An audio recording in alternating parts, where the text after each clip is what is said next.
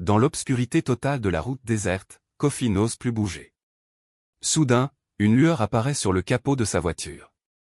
Ce n'est pas Ablavi, mais une ombre immense, une silhouette qui semble faite de racines et de fumée. C'est le gardien de la route, l'esprit à qui la vie d'Ablavi a été offerte il y a 20 ans. La voix qui s'élève n'est pas humaine, elle vibre dans le sol, elle t'a choisi pour rendre ce qui appartient à la terre. Le fétiche était sa protection, mais il a échoué. En le sortant de la carcasse, tu as ouvert la porte. Kofi comprend alors que le châle n'était pas un gage de paiement, mais un appât. Ablavi ne cherchait pas à rentrer chez elle, elle cherchait quelqu'un d'assez courageux, ou d'assez fou, pour libérer son âme prisonnière du ravin. Mais libérer une âme a toujours un prix dans les traditions anciennes.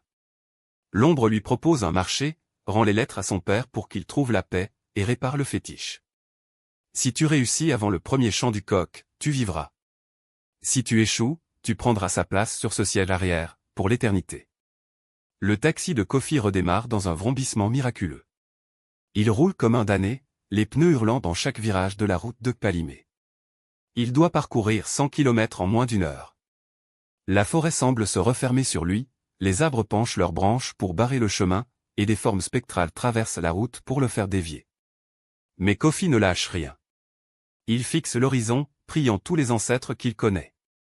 Il arrive devant la maison de Niekonakpoe alors que le ciel commence à peine à s'éclaircir.